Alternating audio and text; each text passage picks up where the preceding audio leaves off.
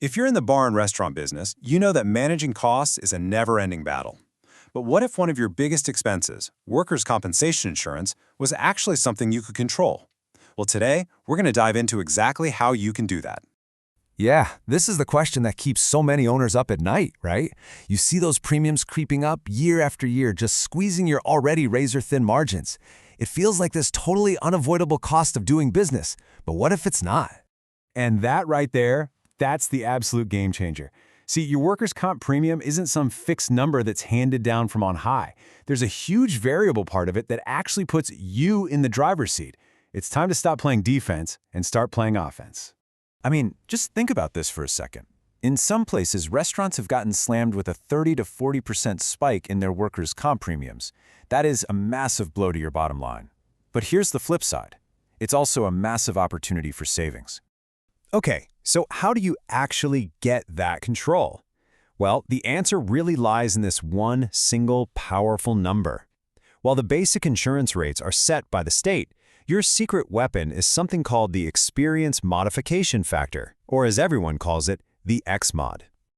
The best way to think about the XMOD is like this. It's your business's safety report card. It's a score that an insurance company gives you that directly compares your history of claims against all the other bars and restaurants out there.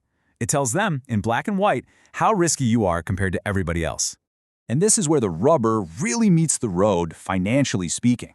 An XMOD of 1.0 is pretty much the industry average. If your score is higher than that, say a 1.2, you're paying a penalty, a 20% surcharge on top of the base rate. But if you can get that score below 1.0, you get a credit. You literally pay less. The bottom line, a lower XMOD means real money back in your pocket. So to get that number down, you've got to start thinking like the people who actually calculate it, the insurance underwriters. These folks are trained to spot risk from a mile away. If you can learn to see your own business through their eyes, you can find and fix the red flags that are costing you a fortune. And believe me, they have a checklist. These are the things that jump right off the page for them. Are you open past 2 a.m.? That's a flag. You got a high ratio of booze to food sales, say over 60%? Oh yeah, that's a big one. Things like, oh, you can drink specials? To them, that's just asking for trouble. And look at these last two. No documented training and a history of a bunch of small claims. That tells an underwriter that safety just isn't a priority for you. All right, so we know what they're looking for. We've seen the red flags. Now what? Well, let's talk solutions. This isn't just about avoiding bad stuff. It's about building a true culture of safety, where preventing hazards becomes a daily habit for everyone. Because when an accident happens, the fallout is huge. And it's never just about the medical bills, is it? You're talking lost time, lower morale, maybe even legal fees, and of course, a direct hit to that XMOD score, which is going to raise your premiums for years to come. So here it is. This is your playbook. 4 key areas you have to lock down. Number 1, slips and falls. This is the most common injury, and simple stuff like non-slip mats and always using wet floor signs makes a huge difference. 2, burns and cuts. Pretty straightforward. Give your people the right gear, like mesh gloves, and train them on how to use it. 3, fire prevention. This one's non-negotiable. Get a UL 300 system and get those grease hoods cleaned regularly. And finally, and this might be the most important part, document everything. In the eyes of an underwriter, if it isn't written down, it never happened. And you know, simple, visible things like this, they send such a powerful message. When an insurance inspector walks through your kitchen and sees the right gear being used the right way, it shows a real commitment. It proves that safety isn't just a policy in a binder somewhere. It's how you actually operate. But let's be real. Even in the safest places, accidents can still happen. So the next piece of the puzzle is how you manage the claim itself. And maybe more importantly, how you manage the people involved. This human element is absolutely key to keeping costs down. First things first, report every single incident right away. Do not wait. The data is crystal clear. The longer you wait, the more a claim costs. Second, you need a return-to-work program. You know why? Because lost time is a huge cost driver.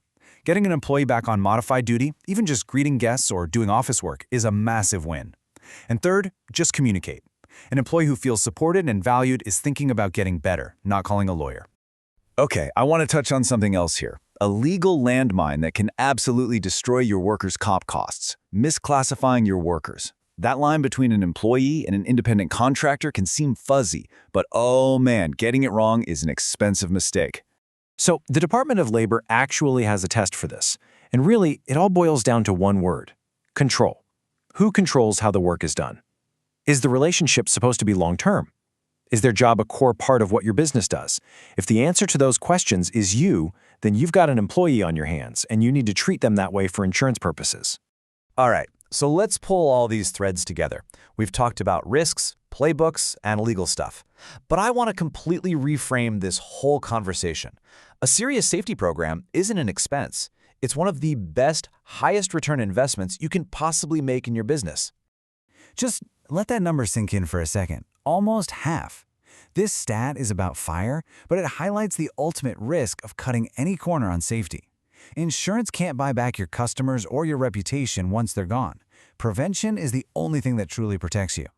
And if that wasn't enough, here is the absolute kicker, and this is data straight from OSHA. Safety doesn't just save you from disaster, it makes you money. For every single dollar you invest in a good safety program, you can expect a return of $4 to $6 in savings. I mean, seriously, what other investment in your business gives you that kind of guaranteed return? And what's great is that the benefits just keep stacking up. A culture of safety does way more than just lower your XMOD. It makes your restaurant a better place to work. And when your employees feel safe and valued, they're more productive, and they're way less likely to leave. That cuts your turnover costs. It's a total win-win. So that brings us back to the big question. After seeing how a proactive approach to safety can directly slash one of your biggest costs, protect your team, and actually boost your bottom line, you have to ask yourself, is this safety plan just another line item expense, or is it the single best investment you can make in your business?